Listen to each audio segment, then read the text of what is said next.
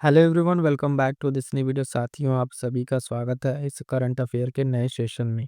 आज का सेशन बहुत ही इंपॉर्टेंट होने वाला है और इसमें हम लोग बात करेंगे दिसंबर, ठीक है, 2024 के महत्वपूर्ण जो सभी ऑनलाइनर फैक्ट्स हैं, इंपॉर्टेंट करंट अफेयर है, उन सभी का एक आप देखेंगे यहाँ पे हैंड रिटन नोट्स आपको प्रोवाइड कराया जा रहा है। ठीक है, तो वन बाय वन करके सारे प्रश्नों को देखेंगे यहाँ पे क्या क्या इंपॉर्टेंट पॉइंट्स हैं। और मैं बता दूं, पीडीएफ के लिए इसकी पीडीएफ अगर हैंड रिटन चाहिए तो आप टेलीग्राम से जुड़ जाइएगा। जीएस सक्सेस मंत्रा के नाम से टेलीग्राम चैनल होगा, वहाँ से जुड़ के आप पीडीएफ को प्राप्त कर सकते हैं। ठीक है, तो आइए स्टार्ट करते हैं अपने इस सेशन को। सारे महत्वपूर्ण जो प्रश्न आपके बन सकते थे, उन सबका इसमें कंप्लीट कंपाइलेशन है। पहला पॉइंट देखिएगा क्या है। पहला पॉइंट कह रहा है कि भारत की जो है भाषाई विरासत पर प्रवासी परिचय 2024 का सम्मेलन, इसका आयोजन जो है कहाँ किया गया। तो ध्यान रखिएगा साथियों, इसका आयोजन कहाँ किया गया है, तो सऊदी अरब में। कहाँ पे? सऊदी अरब में ये किया गया है। वर्तमान में अगर आप देखें परीक्षा का जो ट्रेंड अब बना है, तो यहाँ पे ऑनलाइनर आपको दिख रहा होगा, लेकिन उस ऑनलाइनर में जो स्टेटमेंट वाला प्रश्न बन रहा है उसमें मैं थोड़ा सा बताना चाहूँगा कि जब दो स्टेटमेंट बन रहे हैं, इन दो स्टेटमेंट आप देखें, एक तो इवेंट का आपसे पूछ रहा है कहाँ हुआ था या किस स्टेट से रिलेटेड है वो चीज़। दूसरा चीज़ जो उसमें इंक्लूड कर रहा है वो आपका है क्या है, डेट। ठीक है, अभी मैं पीछे की परीक्षा की बात कर रहा हूँ, तो उसमें आप देखेंगे कि डेट दे रहा है। तो अगर आप मंथली करंट अफेयर करते हैं, ठीक है, मंथली करंट अफेयर, तो इससे अगर आपको एग्जैक्ट डेट भी नहीं याद है तो फिर भी इतना तो अंदाजा रहता है कि इस मंथ में जो है ये न्यूज़ थी। जैसे अभी रिसेंट में क्वेश्चन था मिलान करने वाला, ठीक है, तो आपको अगर इतना अंदाजा है कि ये इस महीने का है, ये इस महीने का है, तो वहाँ से आपके प्रश्न करंट अफेयर की इस तरह क्रोनोलॉजिकल ऑर्डर सेट हो जाएंगे। बाकी जो अन्य पॉइंट्स है डेट्स का, वो आपको थोड़ा सा वहाँ पे ध्यान रखना पड़ेगा। अगला पॉइंट है कि चर्चा में रहा जो है कजान घोषणा पत्र, एक ये डिक्लेरेशन है। ये किस ग्रुप से संबंधित है, तो ब्रिक्स से संबंधित है। किससे? ब्रिक्स से संबंधित है साथियों, इसको आपको ध्यान में रखना है। एक बात ध्यान रखिए, करंट अफेयर अब वो नहीं रह गया है कि जो आप एक बार मैगजीन पढ़ के या फिर साल में एक बार पढ़ के आप परीक्षा के लिए कर पाएंगे। तो आपको इसके लिए आपको डेली बेसिस करते हैं तो और बेहतर है, तो मंथली कम से कम आप करंट अफेयर तो एकदम कंपलसरी आपका मंथली करंट अफेयर आप पढ़ते रहे। अगर मंथली नहीं पढ़ेंगे तो फिर आपको चीज़ें एक ही बार सब एक साथ दिखेंगी, तो वहाँ पे इस तरीके से डेट वाइज प्रश्न में आपको दिक्कत होगी। एटलीस्ट यहाँ से इतना तो पता चल जाता है कि हाँ, ये न्यूज़ अगस्त की थी, ये जुलाई वाले में पढ़ा था, है ना, ये मई में पढ़ा था, तो इस तरीके से थोड़ा सा आपको वहाँ पे अंदाजा मिल जाता है। अगला पॉइंट देखिएगा, कह रहा है कि सिम्बैक्स 2024 एक सैन्य अभ्यास है। सिम्बैक्स 2024, ठीक है, हुआ किसके किसके बीच में हुआ, तो अ, भारत और सिंगापुर। ठीक है, भारत और सिंगापुर के बीच में ये अभ्यास है। नौसेना का ये समुद्री सैन्य अभ्यास है। आयोजन स्थल ध्यान रखिएगा, विशाखापट्टनम, अरुणाचल प्रदेश में। कई साथियों का रहता है कि सीधे ऑनलाइनर, लेकिन जहाँ पे जो पॉइंट की जरूरत है वो पॉइंट मैं आपको बता देता हूँ। जैसे अगर इस वाले प्रश्न में आपसे स्टेटमेंट बनाता है, तो सिम्बेक्स 2024 या तो सीधा सीधा पूछ ले किसके बीच हुआ है। अगर स्टेटमेंट बनाता है तो पूछ सकता है कि किस तरीके का अभ्यास है ना, इसका आयोजन कहाँ पर हुआ, ये जगह आपको इसमें बता दिया। और इसमें एक पॉइंट और ध्यान रखना है, अब जैसे दो चार और आपको दे दे, तो आपको इतना जरूर ध्यान रखेगा कि ये हमने दिसंबर वाले महीने में पढ़ा था। ठीक है, दिसंबर में पढ़ा था, तो इससे एक अंदाजा लग जाएगा कि ये दिसंबर का क्रोनोलॉजिकल ऑर्डर आएगा, उसमें भी आप इसको सेट कर सकते हैं। ठीक है, तो ये सारे पॉइंट ध्यान रखिएगा। सिम्बैक्स 2024 भारत सिंगापुर नौसेना का ये समुद्री शयन अभ्यास है साथियों, और आयोजन कहाँ पर होता है, तो विशाखापट्टनम में इसका आयोजन होता है। अगला पॉइंट ध्यान दीजिएगा, अंतर्राष्ट्रीय भ्रष्टाचार विरोधी दिवस। अब देखिएगा, जो हाईलाइटेड दिवस रहते थे वो आजकल नहीं पूछे जा रहे हैं। आपसे पूछा क्या जा रहा है, तो सिंपली पूछा जा रहा है जो नए नए तरह के दिवस रहते हैं। यहाँ पे ये पॉइंट थोड़ा सा ध्यान रखिएगा, अंतर्राष्ट्रीय भ्रष्टाचार विरोधी दिवस ये मनाया गया है आपका कब, 9 दिसंबर को मनाया गया। और इसकी थीम थोड़ा सा ध्यान रखिएगा कि युवाओं को जो सुविधाओं के बारे में जानकारी देना। ठीक है, युवाओं को क्या करना, सुविधाओं के बारे में जानकारी देना, ये इसकी थीम है, आपको ध्यान में रखना है।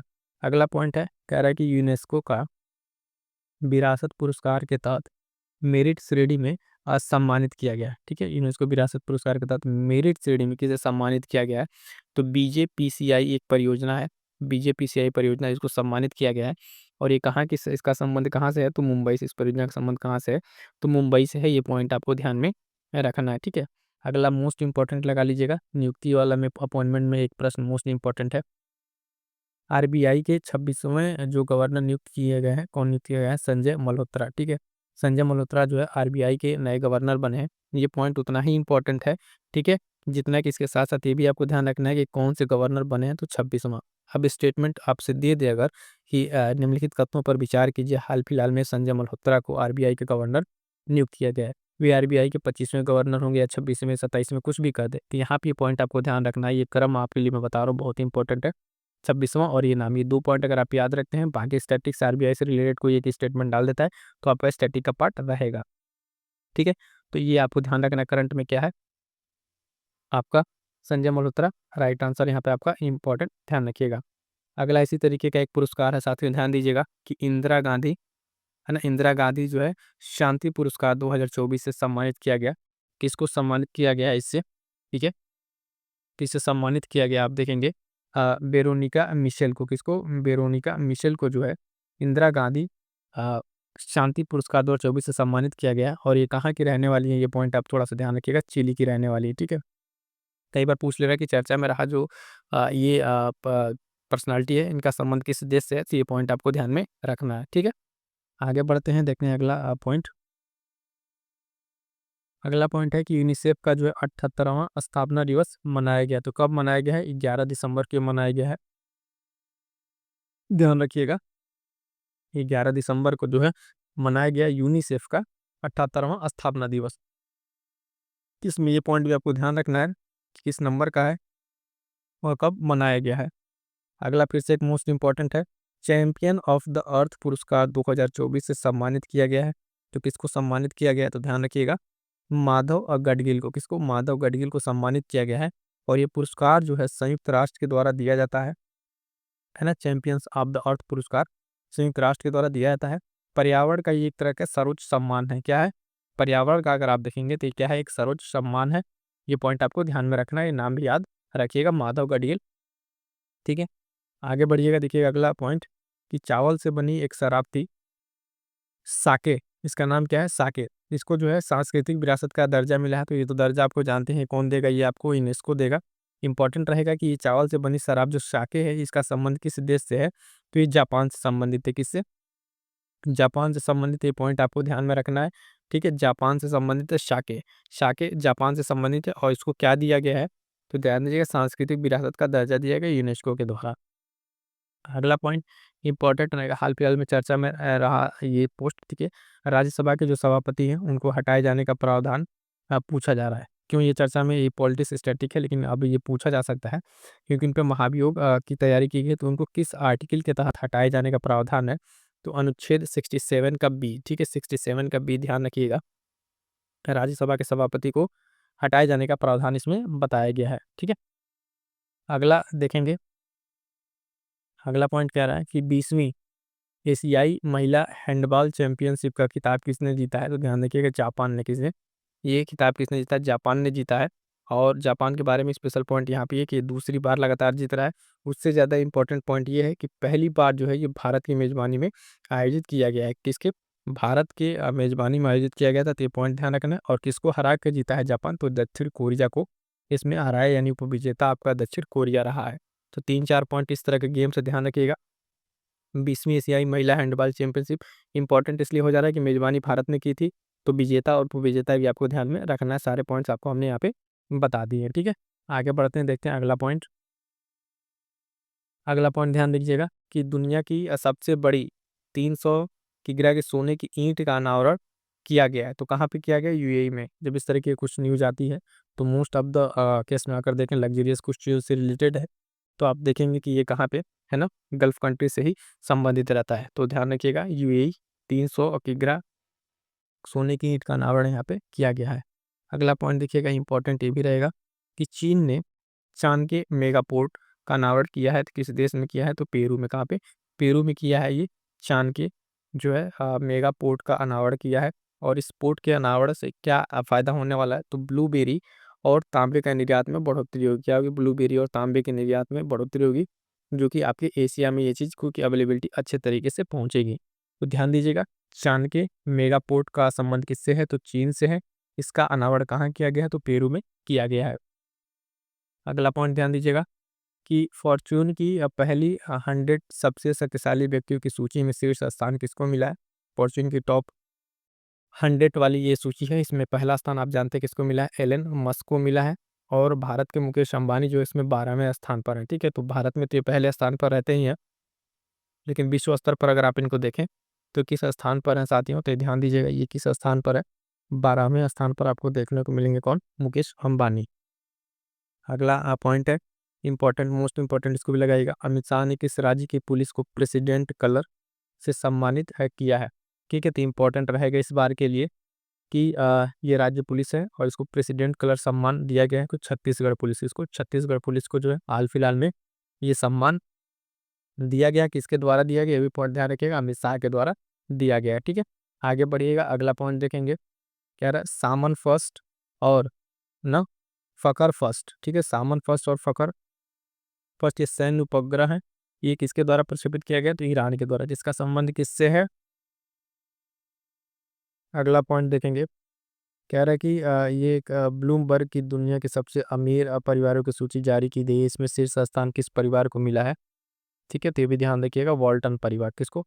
वॉल्टन परिवार को इसमें शीर्ष स्थान मिला है। ये दुनिया के सबसे अमीर परिवारों की सूची है, ब्लूमबर्ग के द्वारा इसको जारी किया गया है। और इसमें अंबानी परिवार जो है ये किस स्थान पर? 8वें स्थान पर है, जबकि इंडिया में क्या है, टॉप पर यही रहेगा, अंबानी परिवार। अगला पॉइंट दिखेगा, इंपॉर्टेंट रहेगा कि ट्रांस पैसिफिक पार्टनरशिप में शामिल होने वाला पहला यूरोपीय राष्ट्र कौन सा है? मोस्ट इंपोर्टेंट लगा लीजिएगा, ट्रांस पैसिफिक पार्टनरशिप में शामिल होने वाला पहला यूरोपीय राष्ट्र जो आपका ब्रिटेन। कौन? ब्रिटेन बन गया है, ये इंपॉर्टेंट रहेगा। अगला पॉइंट है कि विजय दिवस मनाया जाता है, अभी हाल के मनाया गया, तो 16 दिसंबर को मनाया गया विजय दिवस। ये पॉइंट इंपॉर्टेंट रहेगा, आपको ध्यान में रखना है। अगला फिर से एक सैन्य अभ्यास का पॉइंट है कि त्रिपक्षीय वायु युद्धाभ्यास डेजर्ट नाइट। ठीक है, डेजर्ट नाइट जो है किसके किसके बीच हुआ? तो ध्यान दीजिएगा, भारत, फ्रांस और यूएई, तीन है। ठीक है, डेजर्ट नाइट जो है भारत, फ्रांस और यूएई के बीच में ये संपन्न हुआ। ये पॉइंट आपको ध्यान में रखना है। ठीक है, आगे बढ़िएगा, देखेंगे अगला पॉइंट। अगला पॉइंट कह रहा है कि जो दिवंगत अभी हाल फिलहाल इनका निधन हुआ है, जाकिर हुसैन का इनका संबंध किससे रहा है? तो तबला से इनका संबंध रहा है। ये पॉइंट आपको ध्यान में रखना है। ठीक है,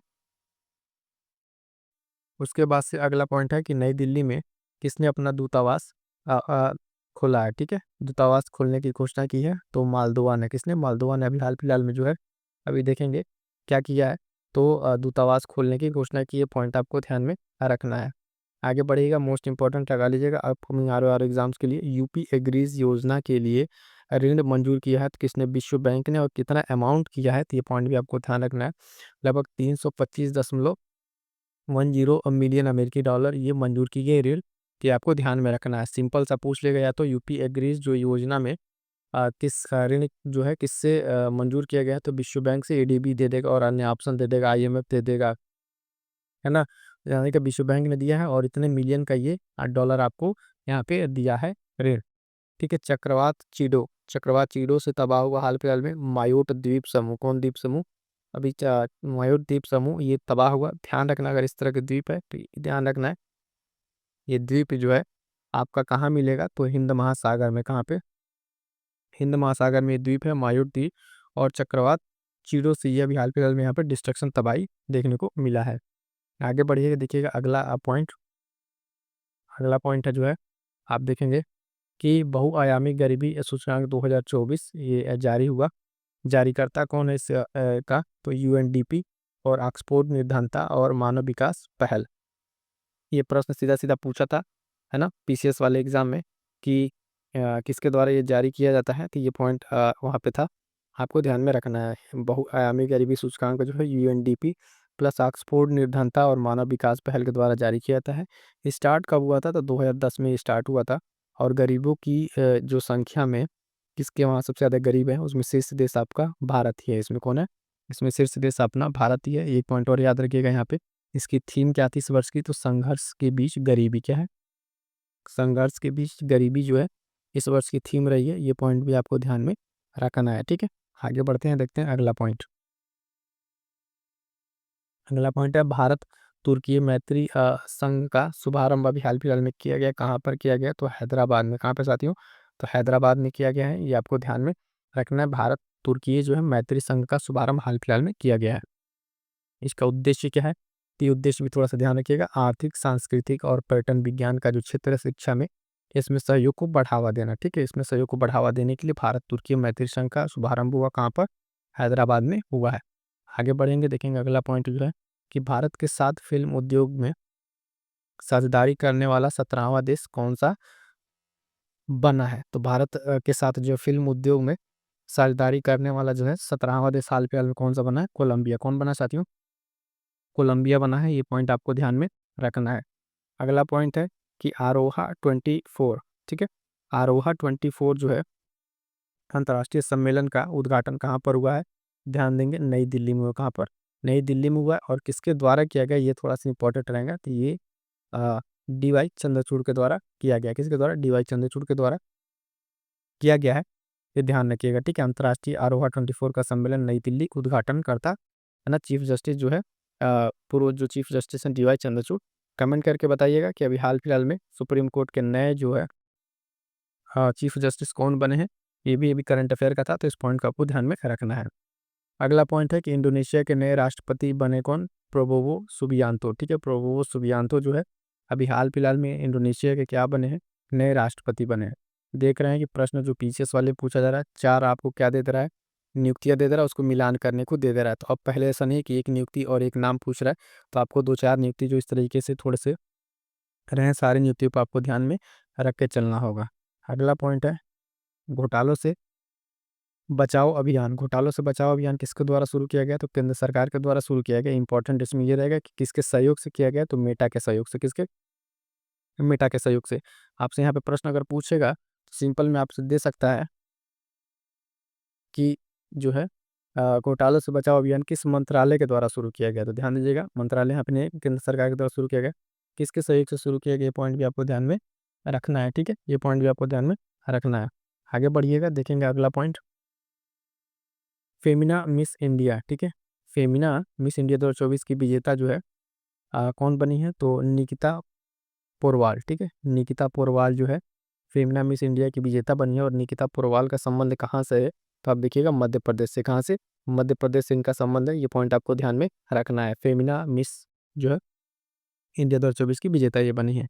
अगला पुरस्कार से संबंधित है कालिदास सम्मान पुरस्कार जो हाल फिलहाल में किसको मिला है? तो रघुपति भट्ट को। किसको? रघुपति भट्ट को जो है कालिदास सम्मान पुरस्कार मिला है हाल फिलहाल में।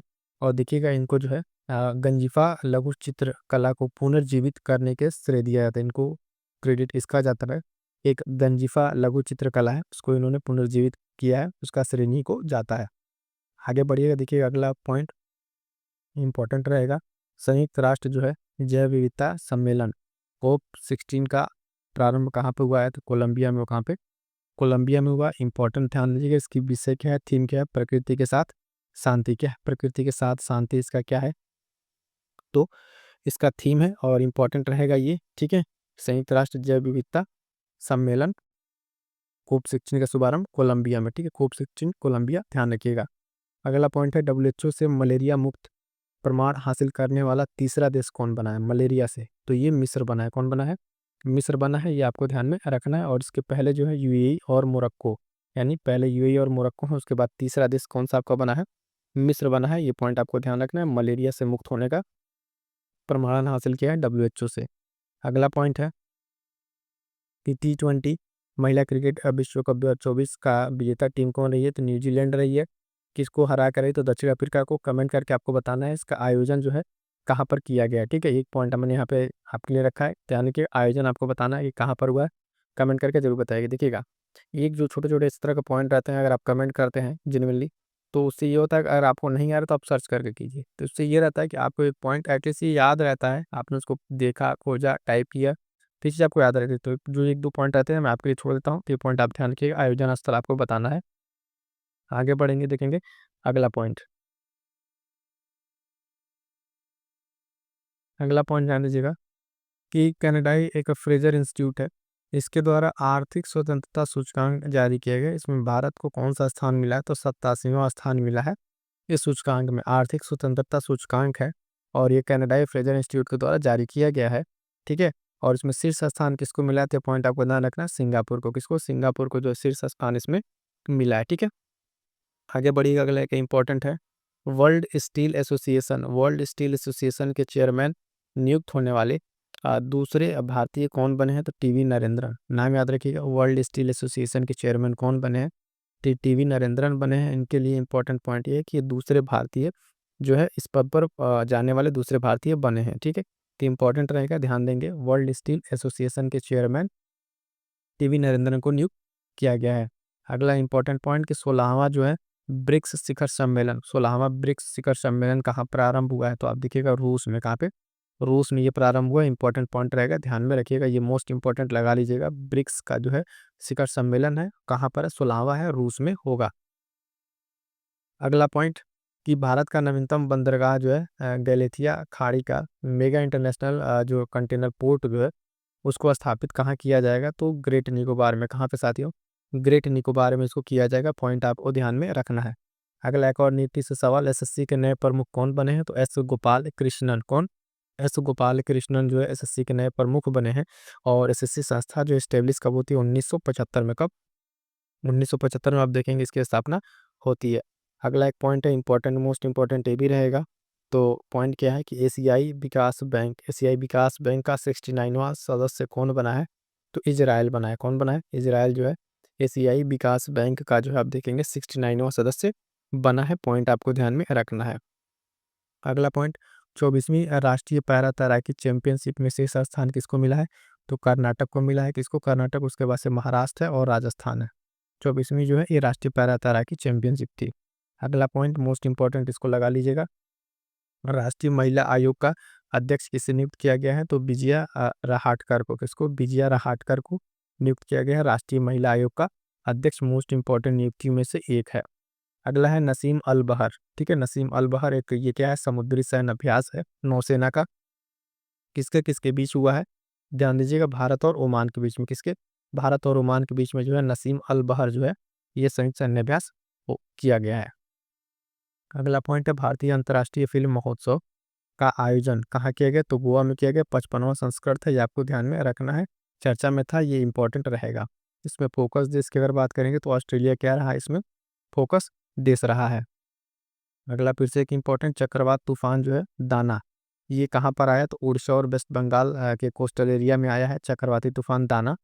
इस दाना का नामकरण किसने किया है? तो ध्यान दीजिएगा, कतर ने। ठीक है, इस तूफान का नामकरण किसने किया है? दाना, तो कतर ने किया है। और ये दाना क्या है? तो तुर्की का एक शब्द है जिसका मतलब होता है उदारता। इस तरह के सारे पॉइंट्स आपको ध्यान में रखने हैं जो इस तरीके के नए टर्म आ रहे हैं।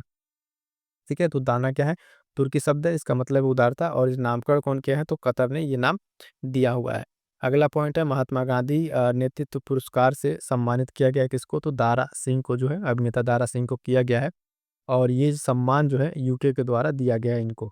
ग्लोबल मेंटल हेल्थ में इनके योगदान के लिए, ग्लोबल मेंटल हेल्थ में इनके योगदान के लिए जो है महात्मा गांधी नेतृत्व पुरस्कार से सम्मानित किया गया अभिनेता दारा सिंह को। किसके द्वारा? तो यूके के द्वारा ये दिया गया है।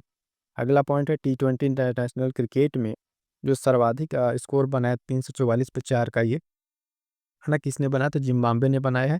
इंपॉर्टेंट रहेगा, ध्यान दीजिएगा। और कमेंट करके बताइएगा कि किसके अगेंस्ट बनाया। ठीक है, किसके अगेंस्ट बनाया, ये पॉइंट आपके लिए है। ठीक है, इसको जरूर बताइएगा। आगे बढ़ते हैं, देखते हैं अगला पॉइंट। अगला पुरस्कार से संबंधित है व्यास सम्मान जो है 2024 किसको मिला? तो सूर्य बाला को मिला है। किसको? व्यास सम्मान 2024 किसको? सूर्य बाला को। के बिरला फाउंडेशन के द्वारा ये पुरस्कार दिया जाता है।